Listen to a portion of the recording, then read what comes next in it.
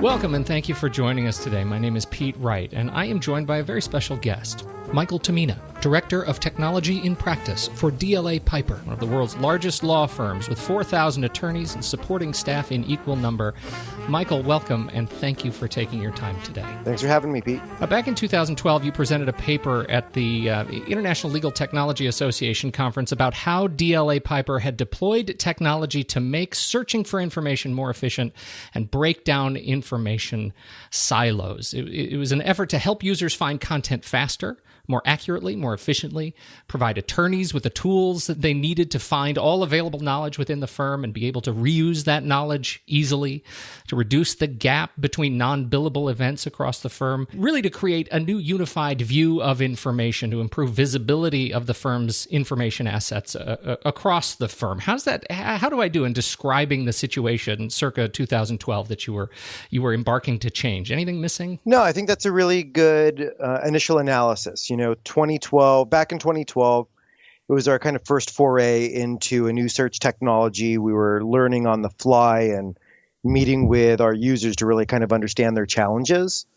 And, we released a good first product, but I think with some of the stuff we'll be talking about, we've added some really good new enhancements for our user base. Well, that's what we're most interested in hearing about. Obviously, this whole idea that you had this, and as an incredibly large law firm that trucks in information, saying that you operate in a complex information management scenario is I think probably putting it unfairly lightly. How have your business challenges changed in the last 3 years? What have you found that the pain points are, and how have you gone about addressing them? So I guess to start off and give some background, the legal market itself has been changing a lot. So just generally, we're seeing a lot more rate pressures coming in from clients. So really getting to that point of efficiency for our attorneys so we can drive the cost down for our clients is become a much larger focus. And part of that is how do we get information, and not just information, but really actionable information into our users' hands. So while search is great and, everybody knows Google, it's not just about finding the content, but it's about what can I actually do with it? Or how can I aggregate content from multiple different sources so people can stay within one product without having to jump around to numerous systems to pull the relevant information that they need. So that's kind of been our big focus with the new release of our new search tool, and really this foray into what we call search-based applications. Before we dig into the specific details of the updated implementation here, how much of a challenge have you had in ensuring that your users, the attorneys and staff, are technically equipped to do what they need to do and access the information that they need to do their jobs? Is there a question of technical awareness or savvy as you help your users approach the platform? So that's also changing. So as our market's evolving, people are becoming much more technologically aware. They're becoming more familiar with technology because, they use it in their day-to-day lives as, consumerization enters more of the workplace, or where they're expecting some of those same capabilities they see in their consumer lives. So I would say generally the use of technology has just been enhanced across the board from young to old. Adoption and awareness is typically some of the biggest issues we run into because these are very busy people. So we're trying lots of new different ways to get information out to them, from YouTube style videos to, kind of a play on TED Talks that we're releasing throughout the firm, where we're creating forums in our different offices where people can come in, play with technology, sit down with the technology and talk about how it can affect their practice or new innovative ideas that they're seeing out there that they want to be able to apply to their client work product. So we've got a whole separate area that's just designed around awareness and adoption for technologies like we'll be discussing today and some of the other innovative things we're doing here at the firm. Let's talk then about the actual some of the actual upgrades. To start with, you have upgraded to SharePoint 2013. What were your goals and objectives for upgrading SharePoint 2013 as part of this project? There was a couple reasons for the upgrade. One, the new SharePoint 2013 platform is obviously a lot more robust. We're definitely seeing better speeds, which people are expecting. Your Google results come up very quickly. They're expecting that same type of speed and performance in our internal environment. What did the update allow you to accomplish from a user experience perspective? So we were able to customize the platform a lot more. And we really reskinned the entire platform and spent a lot of time with individuals watching and shadowing what was working for them, how long clicks specifically took, or how long it took them to access certain aspects of information throughout the platform. So we had this whole user experience component that was wrapped around our upgrade as well. On top of that, it opened up kind of a new world of platform for us. So we were able to build in much more custom solutions and integration points with a number of our other systems. So we could really start making some of that information they were accessing actionable to them and interactive. Can you talk a little bit more about that in terms of the content sources that have changed, or the, I should say, the horizons that your users can now crest as a result of some of these new interactions? We've got probably about 8 or 9 different content sources that we access, things from our document management system to our accounting environment. We've done integrations now with our content management or our contact management system. So we can expose things on a client page that shows, here's our win-loss rate with a particular client on pitches. We've created APIs into some of our legal research applications so we can augment information. So we can essentially say, I'm looking for a motion to dismiss document, but I actually want to make sure that the document I'm looking for was tried in the Southern District Court of California, specifically in front of Judge Gilstrap. So we can help our attorneys essentially whittle down from a 100,000 document result set down to a 150 document result set within about 30 seconds. 100,000 documents in a result set. Do you have a number that is reasonably current of how many total documents you're cataloging in the system? Just documents itself out of our document management system, if I exclude email, we're probably talking about 30 million documents. Wow. And then that doesn't include, items from our intranet collaboration platforms or our time and billing or content we're bringing in from our time and billing system. And for that initial, let's say that 100,000, whittling down that 100,000 document result set, how fast is that search? So the initial search will probably take about 3 to 4 seconds to come back. And yeah, so it's pretty cool. And then the refinements, depending on, user gap time in selecting the criteria, we estimate about another 30 seconds. That's amazing. And I imagine your users don't applaud you enough for that. We hear it more when it on occasion takes 6 or 7 seconds to come back. Well, it gets to the question, the sort of next question, which is just how have your users reacted apart from not applauding you enough? What kind of impact have these upgrades been on how they do their jobs? With the release, it's kind of what I like to call the wow factor. So as we've gone out on a bunch of awareness events and we've shown them things like our new client and matter dashboards and our matter comparison tool, they'll actually look at me and they'll go, you guys actually built this? This is amazing. So we're seeing this transformation occurring as part of the awareness and these next generation tools we're launching that's really driving an impact to our organization. Now, sometimes that impact's a little bit hard to quantify, but anytime I can get a wow out of an attorney and say, this is something that's really going to help my practice, it's not a comment that they make often or lightly. So you mentioned these matter pages. It sounds like if you get an attorney who says, wow, this is going to help my business, it sounds like something we need to hear more about. Can you describe your approach for these matter pages and the matter dashboard and how you came to the solution that you came to? Yeah, so this was a long road, and it initially started with conversations with our attorneys. What information is hard for you to get access to? So from there, it led to more conversations, us pulling together mock-ups, some focus groups with various areas at the firm. So, what our partners were looking for might have been different from what our associates or paralegals were looking for. From analysis of our mock-ups, we went into our build phase and all the different pieces we were going to tie in. Now, for us, these are kind of living pages, and our initial ones on the client pages, for example. So let's say I'm looking for Acme Company. Once we actually pull that result set up, we're giving people information on, here's the last 10 pitches we ran. Here's all the pitches we've run for the lifetime of this company, and here's where we won, here's where we lost, and here's why we lost if we did. We're also bringing in the billings and collections for that client across all 11 of our practice groups. And for our relationship attorneys, this is a very valuable piece of information because that's what really helps us with our cross-sell.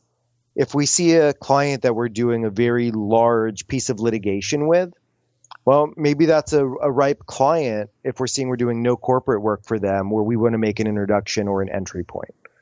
Or maybe we've got 10 of our practice groups focused on work for them, and it's really an opportunity to say, okay, how can we get our one practice, let's say it's employment, to really integrate with this company so we can be full service for them. Some of the other things you can see on our client pages, we're analyzing our leverage ratios. So how are we staffing the client out?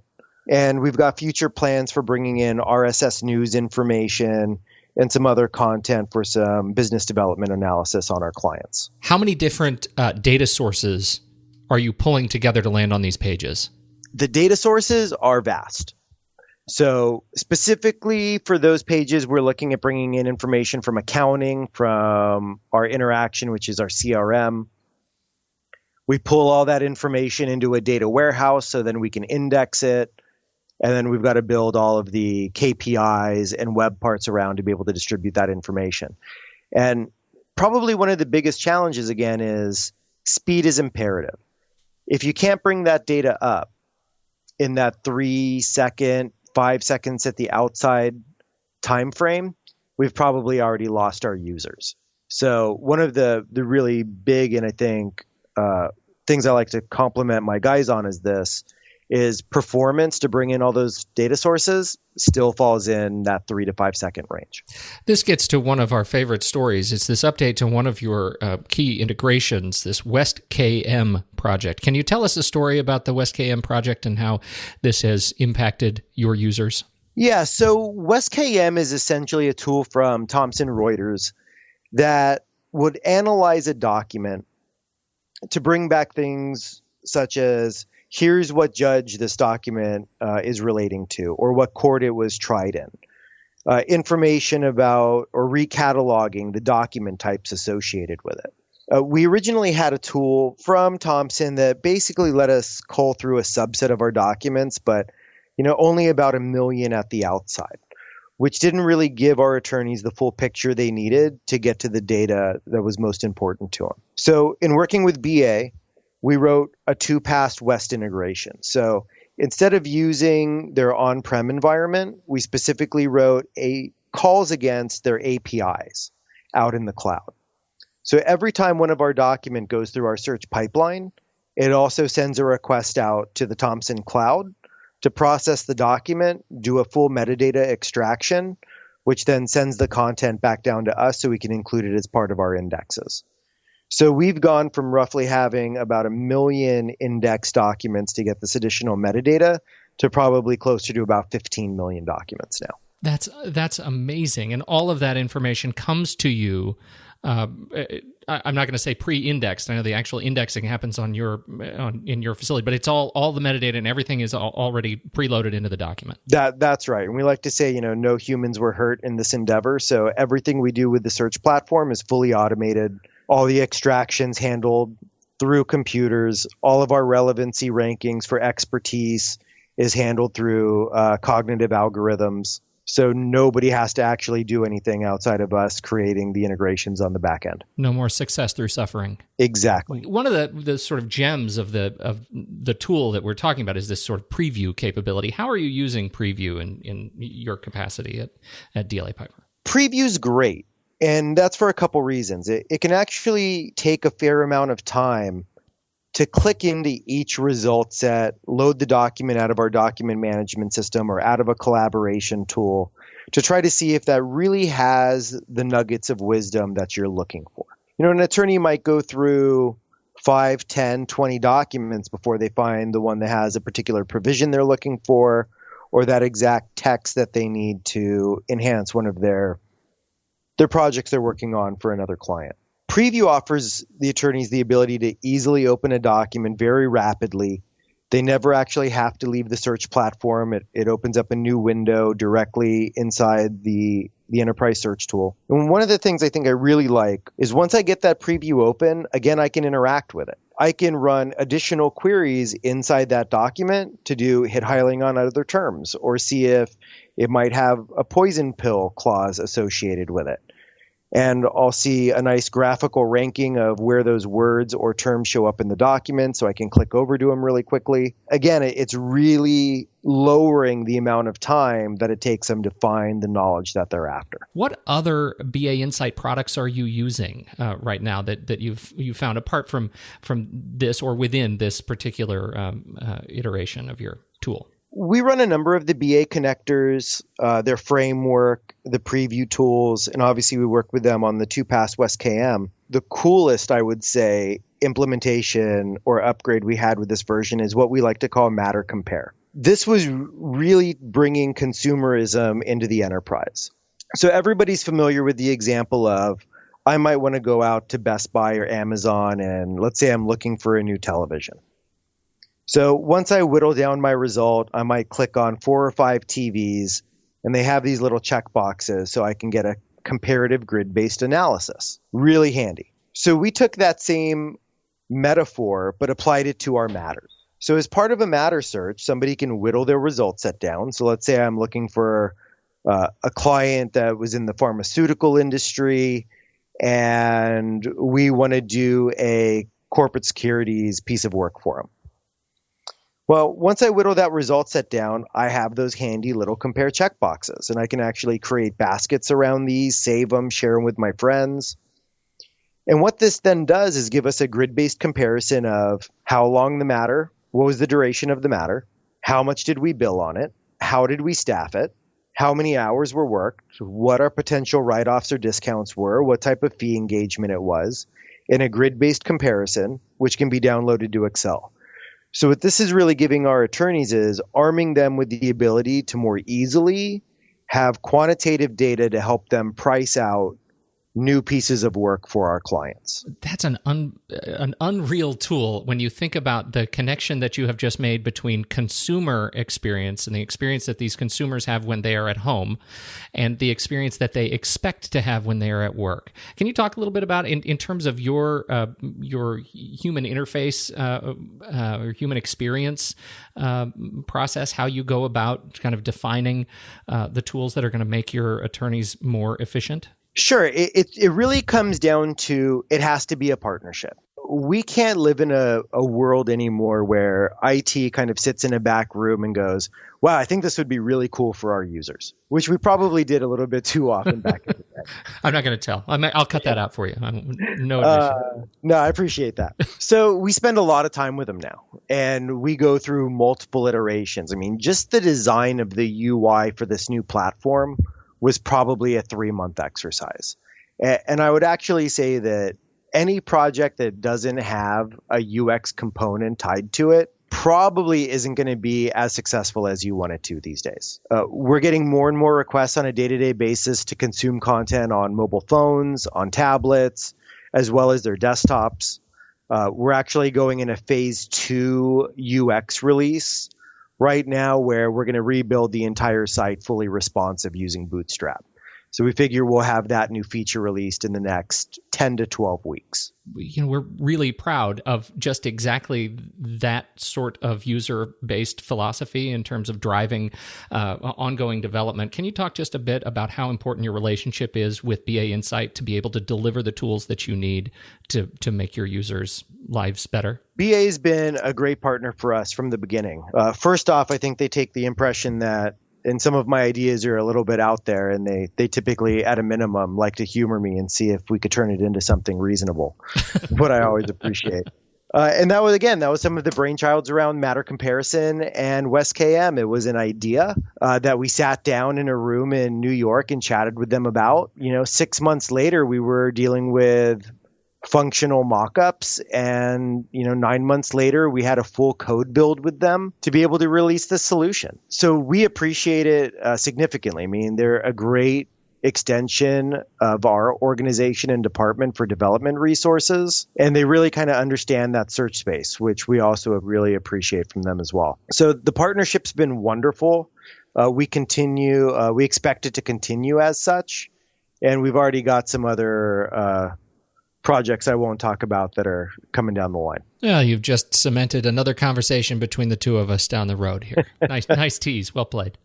What is your, it's been about 3 years since the original implementation, and now we're, 2015 kicks off another opportunity for you to prognosticate a little bit. What is beyond 2015 for you, insofar as you can talk about it, and how does that impact your dev cycle going forward? Sure. So right now we're already in conversations to continue to expand our search-based applications. So one of the things we're doing right now is working with our library group so we can figure out how to bring in legal research onto these matter research or these matter pages. So our goal is that this will be the one-stop shop for somebody who needs to find out something about a matter. So I did this legal research, or here are these additional capabilities that I have access to that correlate to this matter type. We're also going to be bringing in aspects of relational applications to it. So if I'm working on a litigation matter, we want to have your docket show up on that page too. If it has an associated e-discovery database, there'll be direct links off these pages. So we're working with a number of different groups to really continue to enhance how actionable these pages are to our attorneys so they don't have to go to 6, 7, 8 different places. And it'll be a continuing work in progress. I think there's still some expansions we can do on our matter comparison, and some of the things we're looking at building in is full statistical analysis as part of that grid, so we can see what the deviations are across a certain type of work product, what our average rates are for that type of work as well in that data set. So we're working with our pricing groups to be able to bring that data in too, so it's another piece of work that they don't have to do manually.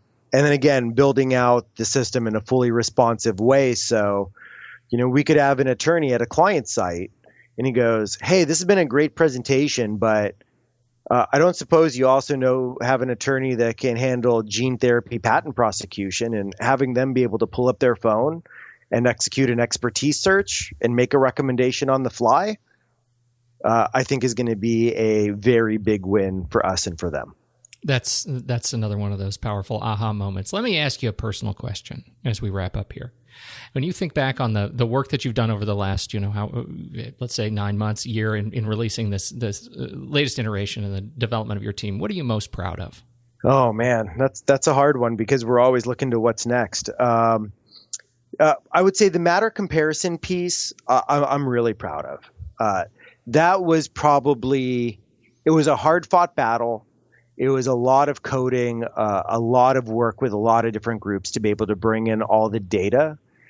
And we're actually turning what's traditionally considered a search product into a true interactive knowledge system. So that's probably, I think, the one aspect looking over this entire project that I'm the most proud of, that we worked on across my team in BA. Well, it's an incredible accomplishment, and congratulations to you for your continued development of you and your team. And it's gratifying to be able to work with you and see the tools used so expertly. Thank you so much, Michael Tominna, Director of Technology in Practice for DLA Piper. Thank you so much for your time today. Thanks, Pete. At BA Insight, we provide software that transforms SharePoint intranets and portals into powerful internet-like applications that significantly improve the way organizations find and work with content. If our conversation around DLA Piper has intrigued you at all, please visit bainsight.com and learn more today. We would love to hear from you. You can also find out more about this show and subscribe for free in iTunes or your podcast application of choice. Thanks again to Michael Tominna and DLA Piper. On behalf of the whole BA Insight team, I'm Pete Wright, and we'll catch you next time on Shared Insight.